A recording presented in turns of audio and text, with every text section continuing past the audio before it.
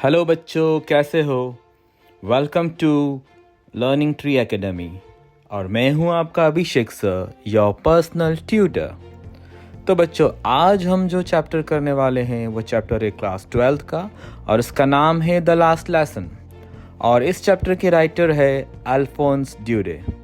अल्फोंस ड्यूरे की बात करें तो वो एक फ्रेंच नॉवेलिस्ट हैं और उन्होंने बहुत सारी शॉर्ट स्टोरीज पे लिखी है। और अगर हम इस हमारे चैप्टर की बात करें द लास्ट लेसन, तो ये जो लास्ट लेसन चैप्टर है ये बेस्ड है उस समय जब फ्रैंको पर्शियन वॉर चल रहा था। लगभग 1870 की बात है ये।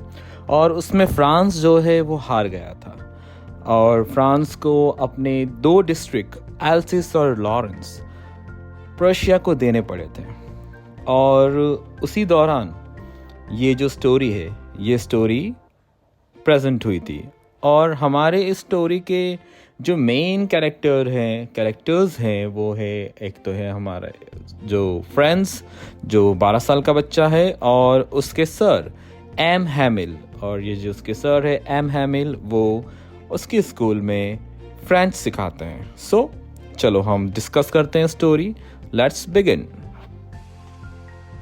सो चैप्टर की स्टार्टिंग में हम देखते हैं कि जो हमारा मेन कैरेक्टर है फ्रेंड्स, वो स्कूल के लिए निकलता है अपने घर से, लेकिन वो काफ़ी परेशान, काफ़ी टेंस दिख रहा है। तो उसका टेंस होने का, परेशान होने का रीज़न ये है कि पहली बात तो वो स्कूल के लिए लेट हो चुका है और उसे डर है कि उसके जो सर है एम हैमिल वो उसे स्कोल्ड करेंगे, डांटेंगे उस चीज़ के लिए। और सेकंड रीज़न ये है कि आज उसके जो सर है एम हैमिल वो उनकी क्लास में आज टेस्ट लेने वाले हैं पार्टिसिपल का। और हमारे फ्रेंड्स को पार्टिसिपल के बारे में कुछ आता नहीं है कि उसने कुछ पढ़ा ही नहीं। तो स्कूल की तरफ जा तो रहा है लेकिन अब उसका मन करता है कि मैं स्कूल ना जाऊं, क्योंकि उसको स्कूल से भाग जाने के, स्कूल ना जाने के उसके पास रीजंस बहुत सारे हैं। वो सोचता है क्यों ना मैं आज स्कूल ना जाऊं और कहीं और चला जाऊं और दिन भर वहाँ रहूं और शाम को स्कूल बंक करके इन सेंस घर चला जाऊं। और जब ये ख्याल उसके दिमाग में आ रहा है तो उसे आजू बाजू की जो भी चीज़ें हैं वो बहुत ही सुंदर लगने लगती है। जैसे कि उसको दिख रहे हैं जो बर्ड्स हैं जो ट्रीज पे बैठे हैं, वो चिरपिंग कर रहे हैं, वो बड़े सुहाने लग रहे हैं, सुंदर लग रहे हैं। वो देख रहा है कि जो सॉमिल के बैकफील्ड जो है वहाँ पर हम ये पर्शियन सोल्जर्स है वो ड्रिलिंग कर रहे हैं। वो ये सब चीज़ें उसे बहुत ही अच्छी लग रही है अचानक से, क्योंकि उसे स्कूल नहीं जाना है और उसे स्कूल नहीं जाने के बहाने, रीजंस मिलते जा रहे हैं। अब बहुत सोचता है ये, बट उसका जो टेम्पटेशन है स्कूल नहीं जाने का उसे कैसे भी करके वो रेजिस्ट करता है और सोचता है नहीं, मुझे स्कूल जाना चाहिए। और वो अपने स्कूल की तरफ आगे बढ़ता है। अब फ्रेंड्स जब टाउन हॉल के पास पहुंचता है तो वो देखता है कि वहाँ पर बहुत सी भीड़ इकट्ठा हो रखी है और ये भीड़ थी बुलेटिन बोर्ड के सामने। टाउन हॉल के बाहर एक बुलेटिन बोर्ड लगा हुआ था और इस बुलेटिन बोर्ड पर सारी ही न्यूज़ आती थी उस वक्त और लोग सारी ही न्यूज़ पढ़ने के लिए वहाँ पर इकट्ठा होते थे। और लगभग 2 साल से वहाँ पर जो भी न्यूज़ आ रही थी वो सारी बैड न्यूज़ आ रही थी, ख़राब न्यूज़ आ रही थी, क्योंकि वॉर चल रहा था और कहीं वॉर ये लोग हार रहे थे उसकी न्यूज़ आ रही थी, कहीं से ड्राफ्ट आती थी, इनकी जो कंपलसरी मिलिट्री सर्विस की ड्राफ्ट आती थी उसकी न्यूज़ वहाँ पर आती थी, या तो फिर जो कमांडिंग ऑफिसर थे उनके ऑर्डर्स जो थे वो भी उसकी न्यूज़ भी वहीं पर आती थी बुलेटिन बोर्ड पर। तो ये देखता है कि सारे लोग जो हैं वो इकट्ठा होकर न्यूज़ पढ़ रहे हैं, कोई तो इम्पोर्टेंट न्यूज़ आया है। सो ये सोचता है कि what can be the matter now, क्या मैटर हो गया। थोड़ी देर के लिए वहाँ रुकता है पर फिर उसके दिमाग में अचानक से आता है, अरे मैं तो स्कूल के लिए लेट हो रहा हूँ। और ये नोटिस बोर्ड की तरफ, बुलेटिन बोर्ड की तरफ नहीं जाता है देखने के लिए कि वहाँ पर एक्चुअली मैटर क्या है, और वो आगे बढ़ पड़ता है अपने स्कूल की तरफ। अब हमारा फ्रेंड्स जो है वो जितनी जल्दी हो सके वो वहाँ से जाने की कोशिश करता है ताकि वो स्कूल जल्द से जल्द पहुँच जाए। लेकिन जैसे ही वो जाने के लिए आगे बढ़ता है उसे ब्लैक स्मिथ जो है, वहाँ पे एक ब्लैक स्मिथ होता है, वो उसे आवाज़ लगाता है, उसे रोकता है। और वो ब्लैक स्मिथ जो है वो अपने अप्रेंटिस के साथ खड़ा था और बुलेटिन बोर्ड के पास ही था एक्चुअली। वो भी रीड कर रहा था बुलेटिन बोर्ड पे क्या न्यूज़ आई है। और वो फ्रेंड्स को आवाज़ लगाता है और उसे कहता है, don't go so fast bub, you will get to your school in plenty of time. So वो फ्रेंड्स को समझाने की कोशिश कर रहा है, कुछ बताने की कोशिश कर रहा था, क्योंकि वो ऑलरेडी न्यूज़ पढ़ चुका था बुलेटिन बोर्ड पे। तो वो उसे कुछ समझाने का कोशिश कर रहा था, कुछ कहने की कोशिश कर रहा था, लेकिन फ्रेंड्स को लगता है कि ये मेरा मजाक उड़ा रहा है, he is making fun of me. और ये सोचकर वो वहाँ से उसे चीज़ों को इग्नोर करता हुआ, उसको ब्लैक स्मिथ को इग्नोर करते हुए और बुलेटिन बोर्ड पे जो लिखा है उसे इग्नोर करते हुए वो अपने स्कूल की तरफ आगे बढ़ पड़ता है। अब फ्रेंड्स स्कूल तो पहुंच गया जैसे तैसे, और वो काफ़ी थक गया है क्योंकि बहुत ही जल्दी जल्दी वो स्कूल आया था। बट स्कूल पहुंचते ही वो थोड़ा सरप्राइज़ हो जाता है। अब वो स्कूल में जो एम हैमिल जो उनके सर है, उन्होंने स्कूल के सामने गार्डन बना रखा है, वहाँ वो पहुंचता है। और वो सरप्राइज़ इसीलिए है क्योंकि उस दिन जो स्कूल का माहौल था वो नॉर्मल बिल्कुल भी नहीं था। क्योंकि अगर हम एक स्कूल के पास से गुज़रते हैं तो हमें पता है कि स्कूल में क्या क्या डिफरेंट आवाज़ें, वॉइस नॉइज़ आती है, जैसे कि ग्रेट बस्टल जो दूर तक आवाज़ सुनाई देती है बच्चों की। Then the opening and the closing desk, उसकी आवाज़ भी आती है। छोटे बच्चे हैं वो लेसन्स रिपीट करते हैं साथ में, एक साथ यूनिसन में, तो उसकी आवाज़ें आती है। और कुछ कुछ बच्चे बहुत ज़ोर ज़ोर से लेसन रिपीट करते हैं, चिल्लाते हैं। और टीचर्स जो होते हैं, टीचर्स की भी, ग्रेट रूलर की रैपिंग ऑन द टेबल की आवाज़ भी आती है। तो ये सारी आवाज़ें जो हैं वो स्कूल से दूर से ही सुनाई दे जाती है कि हाँ पास में कोई स्कूल है। लेकिन इस वक्त माहौल कुछ और ही था।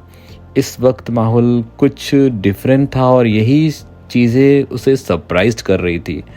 और वो सोच रहा था कि ये आज मानो कोई जैसे संडे मॉर्निंग हो, क्योंकि नॉर्मली संडे ही एक ऐसा दिन होता है या छुट्टी का दिन होता है जब स्कूल में एकदम शांति होती है। नहीं तो उसके अलावा तो स्कूल में कोई ना कोई नॉइज़ आती ही रहती है। तो यही वो सोच रहा है खड़े होकर कि ये हो क्या रहा है स्कूल में, आज सब इतनी शांति क्यों है स्कूल में। फ्रेंड्स ये सोच के आया था कि वो स्कूल पहुंचेगा और जैसे हमेशा की तरह सभी बच्चे बातें कर रहे होंगे, मस्ती कर रहे होंगे, और शायद एम हैमिल का ध्यान ना रहे फ्रेंड्स पे, तो वो चुपके से जाकर अपनी प्लेस पे बैठ जाएगा। लेकिन वो जैसे ही विंडो के पास पहुंचता है और देखता है तो उसके सारे ही क्लासमेट्स जो थे वो अपनी प्लेस पे ऑलरेडी बैठ चुके थे।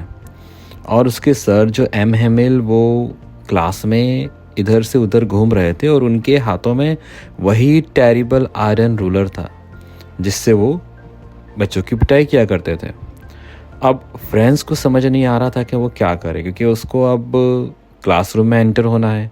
अब सब शांति से बैठे हैं तो सब उसे ही देखेंगे जब वो क्लासरूम में एंटर होगा, मतलब वो सबकी नज़र में आ जाएगा और स्पेशली वो सर की नज़र में आ जाएगा। तो अब वो और डरने लगा और घबराने लगा और सोचने लगा कि अब मैं क्लास में कैसे जाऊं। डरता हुआ घबराता हुआ फ्रेंड्स अपनी क्लास की तरफ बढ़ता है, डोर ओपन करता है और एम हैमिल सर उसे देखते हैं। फ्रेंड्स को लगता है कि ये मुझे डांटेंगे, लेकिन वो उसे नहीं डांटते। जो कुछ वो सोच रहा था, जिस चीज़ के लिए डर रहा था, वैसा कुछ भी नहीं हुआ। बहुत ही काइंडली, बहुत ही पोलाइटली, प्यार से सर उसे कहते हैं, go to your place quickly little friends, we were beginning without you. And friends was shocked कि ये हो क्या रहा है, पर उस वक्त ये सब नहीं सोचता है, उसे तो अपनी प्लेस पे पहुंचना है। और वो फटाफट जाकर अपनी प्लेस पर बैठ जाता है। अब अपनी प्लेस पर बैठकर फ्रेंड्स थोड़ा नॉर्मलाइज होता है, उसका डर थोड़ा दूर होता है, तो उसका ध्यान अब जाता है क्लास की तरफ। अभी तक तो उसके दिमाग में, दिल में सिर्फ डर था, कि सर उसे डांटेंगे, लेकिन अब प्लेस पे बैठ जाता है और सर उसे डांटते भी नहीं है। तो अब नॉर्मल होने के बाद उसकी नज़र सबसे पहले पड़ती है उसके सर पर। एम हेमिल सर ने एक ग्रीन ब्यूटीफुल कोट पहना था और शर्ट पहना था, फ्रील्ड शर्ट पहन के रखा था उन्होंने, और सिल्क ब्लैक कैप पहन के रखी थी जो एम्ब्रॉयडरी वाली थी। अब ये उसके सर ये कपड़े नॉर्मली कभी नहीं पहनते थे। वो कोई स्पेशल ओकेशन हो, कोई प्राइज़ डे हो, इंस्पेक्शन हो, तभी वो ये इस तरह के कपड़े पहनते थे, नहीं तो वो नॉर्मली कपड़े पहनते थे। तो ये चीज़ थोड़ी उससे स्ट्रेंज लग रही थी कि ये एक्चुअली हो क्या रहा है। पर सबसे बड़ा सरप्राइज़ तो उसे तब हुआ जब उसने देखा कि जो बैक बेंचेस है, जो नॉर्मली हमेशा एम्प्टी होती थी, आज वो बैक बेंचेस एम्प्टी नहीं थी। वहाँ पर कुछ लोग बैठे थे, और वो कौन थे? एल्डरली लोग। उनके टाउन के, विलेज के एल्डरली लोग जो थे वो सारे पीछे आके बैठे थे। अब उसमें जैसे कि ओल्ड होजर है, उसमें उनके पोस्ट मास्टर है, फॉर्मर पोस्ट मास्टर जो है वो, फॉर्मर मेयर है, और ऐसे बहुत सारे लोग जो थे, एल्डरली लोग जो पहले यहाँ पढ़ चुके थे, वो वहाँ आकर सारे बैठे हुए थे।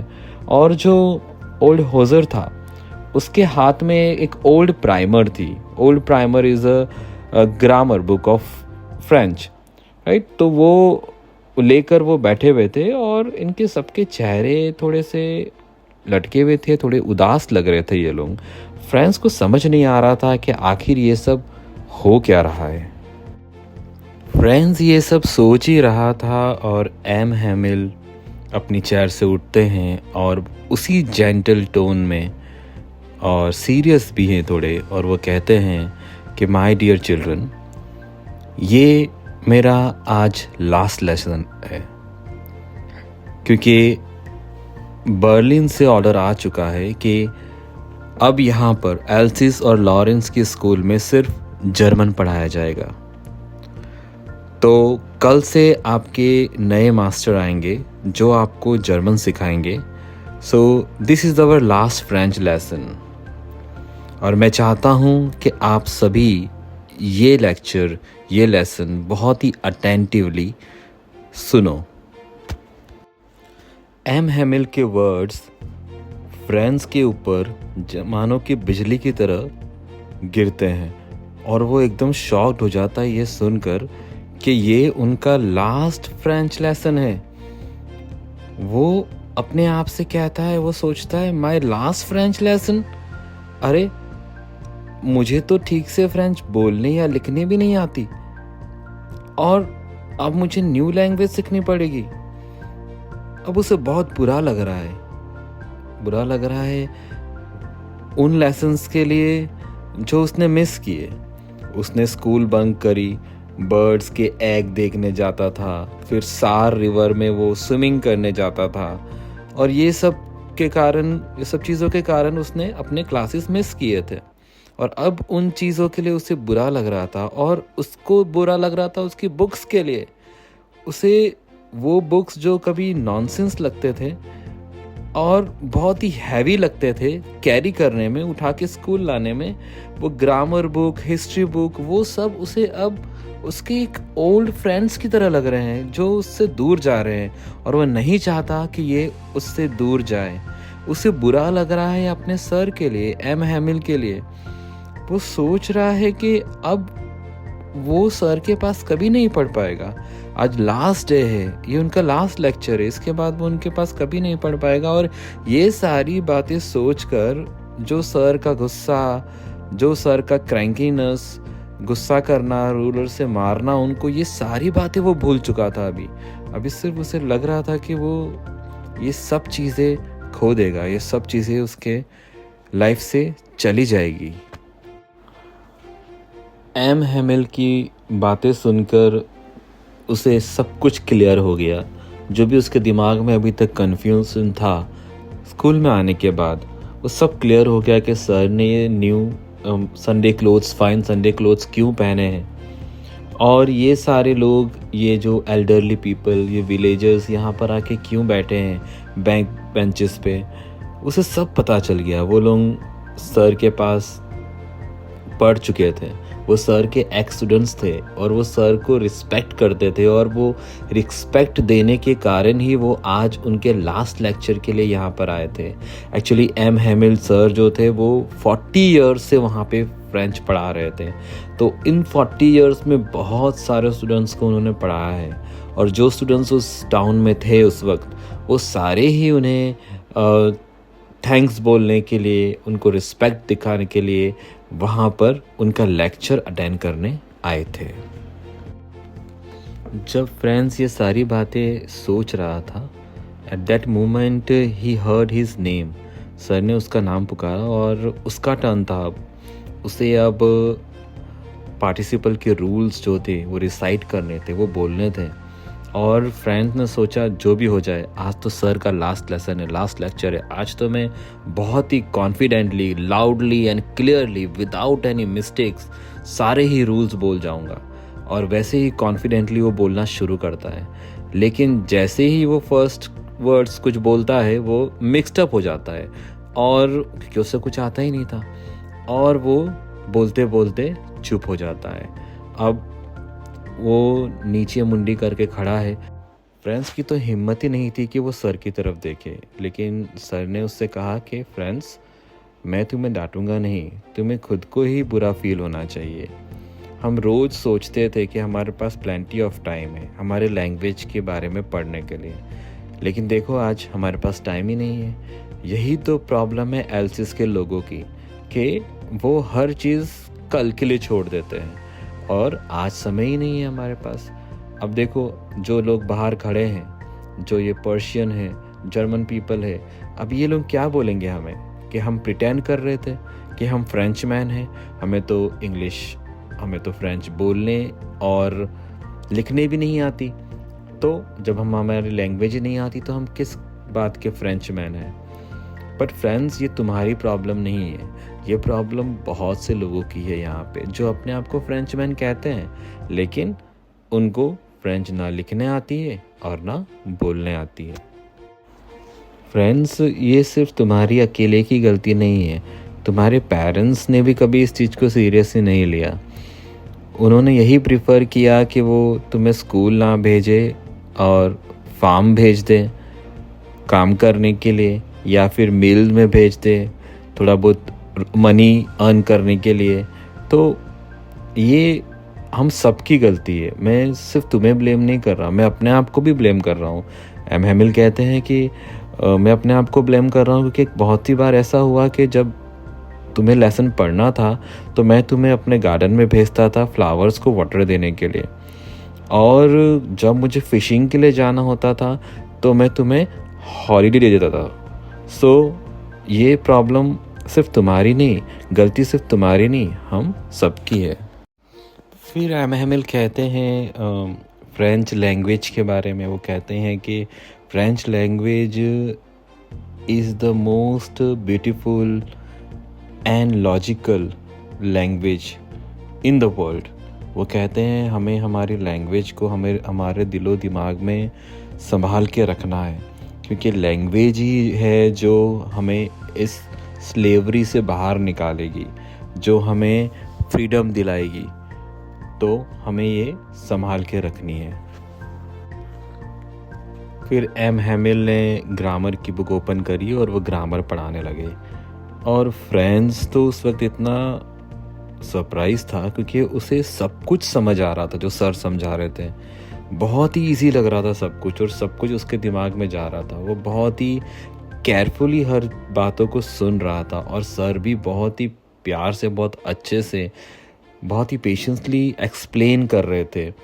मानो ऐसा लग रहा है कि सर ये कोशिश कर रहे हैं कि वो एक ही स्ट्रोक में हम सब के दिमाग में, हम सब के हेड में सब कुछ डाल दे, सारा ग्रामर फ्रेंच का, सारी लैंग्वेज का सब कुछ, ए से लेके जेड तक सारी चीज़ें वो एक ही स्ट्रोक में हमारे दिमाग में डाल दें। सर इस तरह से पूरी कोशिश उस वक्त कर रहे थे। ग्रामर के बाद एम हैमिल सर ने लेसन इन राइटिंग करवाया, और उसके लिए वो न्यू कॉपीज़ लेकर आए थे, और उस कॉपीज़ पे बहुत ही ब्यूटीफुली लिखा हुआ था फ्रांस एल्सिस, और बहुत ही सुंदर लग रहा था। अब सब बहुत ही सीरियसली लिख रहे थे और उस वक्त ज़रा भी साउंड नहीं आ रही थी क्लास में। साउंड सिर्फ आ रही थी तो पेन के स्क्रैचिंग की, पेपर के ऊपर लिखने की आवाज़ आ रही थी। हाँ, एक समय वहाँ पर एक बीटल आया था और वो बीटल पे किसी ने ध्यान नहीं दिया और वहाँ से वो चला गया। बट फ्रेंड्स जो था, फ्रेंड्स की नज़र तो यहाँ वहाँ जा ही रही थी। अचानक से फ्रेंड्स की नज़र जाती है कि उनके क्लासरूम के ऊपर 2 पिजन बैठे हुए थे और फ्रेंड्स उन पिजन्स को देखने लगता है और सोचता है कि will they make them sing in German even the pigeons. मतलब वो कहना चाह रहा है कि आज हमारा फ्रेंच का लास्ट लेसन है, सालों से ये पिजन्स भी फ्रेंच ही सीख रहे हैं, अब कल से इन्हें भी जर्मन लैंग्वेज में गाना पड़ेगा। तो ये अजीब अजीब से ख्याल फ्रेंड्स के दिमाग में आ रहे थे। बाकी सब पढ़ रहे थे लेकिन फ्रेंड्स जो था वो ये सब चीज़ों में अपनी दिमाग लगा रहा था। अब फ्रेंड्स भी लिखने लगा। अब लिखते लिखते उसकी नज़र गई सर की तरफ। एम हेमिल को देख रहा था तो वो मोशनलेस होकर अपने चेयर पर बैठे हुए थे और वो सिर्फ पूरे क्लासरूम को यहाँ से वहाँ हर जगह देख रहे थे, विंडो से बाहर देख रहे थे। और फ्रेंड्स को फिर लगने लगा कि बेचारे सर 40 इयर्स से वो यहाँ पर है, सेम प्लेस पर। उनका जो गार्डन, विंडो से बाहर जो उन्होंने चीज़ें प्लांट करी, जिन ट्रीज़ को एज अ सैपलिंग उन्होंने लगाया था, अब वो ट्रीज़ बन चुके हैं और वो सब वॉलनट ट्री जो है, जो उनके गार्डन में है, ये सारी चीज़ें उससे सर को दिख रहे थे। और सर कभी रूफ की तरफ देख रहे थे, कभी गार्डन की तरफ देख रहे थे और मानो ऐसा लग रहा है कि उनका दिल टूट चुका है। Poor man. मतलब फ्रेंड्स ये सब फील कर रहा था सर के लिए। और फिर फ्रेंड्स ने सुना कि उनके क्लासरूम के ऊपर से ट्रंक मतलब सूटकेस खसकाने की आवाज़ आ रही थी। तो जो हमारे एम हेमिल सर थे, उनका घर जो था एक्चुअली वो क्लासरूम के ऊपर ही था। वो ऊपर रहते थे और वहीं पे रहते थे और नीचे टीच करते थे। तो वो अपनी सिस्टर के साथ रहते थे। तो उनकी सिस्टर जो है वो पैकिंग कर रही थी क्योंकि उन्हें आज निकलना था, जाना था, क्योंकि कल नए सर आने वाले थे। तो फ्रेंड्स ये सब सुन रहा था, वो सर को देख रहा था कि सर कैसे बिहेव कर रहे हैं, सर यहाँ वहाँ सब जगह देख रहे हैं, बहुत ही दुखी लग रहे हैं। फिर वो सुन रहा था कि ऊपर जो एम हेमिल सर की जो सिस्टर है वो फर्स्ट फ्लोर पर वो पैकिंग कर रही है और ट्रंक्स सूटकेस वो खसका रही है। ये सब आवाज़ उसे आ रही थी। राइटिंग लेसन के बाद एम हेमिल ने लेसन इन हिस्ट्री पढ़ाना शुरू किया और वहाँ पर सिर्फ स्टूडेंट्स नहीं थे, एल्डर पीपल भी थे और छोटे छोटे बच्चे भी आए थे जो अभी बोलना सीख ही रहे थे और वो भी बहुत ही हैप्पीली चैंट कर रहे थे। वो भी बोल रहे थे बा बी बी बो बू, वो भी अपनी लैंग्वेज में बोल रहे थे, बोलने की कोशिश कर रहे थे। और उन बच्चों को देखकर मुस्कुराना भी आ रहा था। जैसे ओल्ड होजर को देखे तो वो उनको मिमिक कर रहे थे, उनके साथ उनकी तरफ बोलने की कोशिश कर रहे थे और फिर वो रो पड़े क्योंकि वो दुखी भी थे, बहुत इमोशनल हो चुके थे। तो वो माहौल कुछ अजीब ही था कि फ्रेंड्स को हंसना भी आ रहा था ये सब चीज़ें देखकर और वो इमोशनल भी हो रहा था। थोड़ी ही देर में चर्च क्लॉक स्ट्रक 12।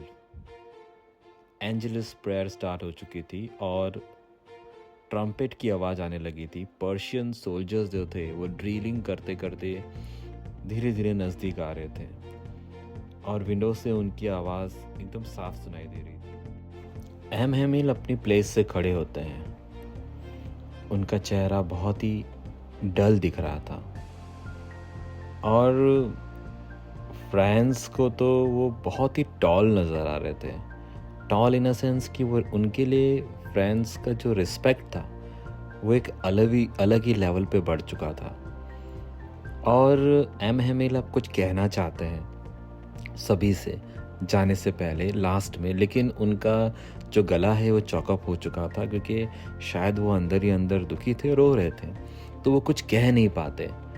फिर वो ब्लैक बोर्ड की तरफ मुड़ते हैं, एक चौक उठाते हैं और वो चौक से बोर्ड पे लिखते हैं विवे ला फ्रांस, जिसका मीनिंग होता है लॉन्ग लिव फ्रांस।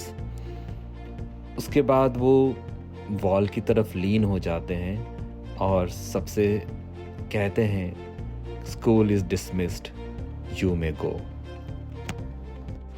सो इस तरह से ये चैप्टर यहाँ पर ख़त्म हो जाता है। सो बच्चों, ये हमारा फर्स्ट चैप्टर था, द लास्ट लेसन।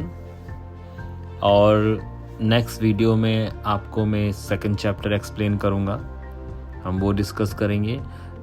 इस चैप्टर की बात करूँ तो इस चैप्टर के इंट्रोडक्शन और समरी मैं अटैच कर दूँगा मेरे वीडियो के साथ। और मेरे उन बच्चों के लिए जो लास्ट मोमेंट पे पढ़ाई करते हैं, उनके लिए मैंने एक आंसर प्रिपेयर किया है। वो सिंगल आंसर जो है वो आप लर्न कर सकते हो, मैं वो भी अटैच कर दूँगा ताकि एग्ज़ाम में आपको हेल्पफुल हो जाएगी।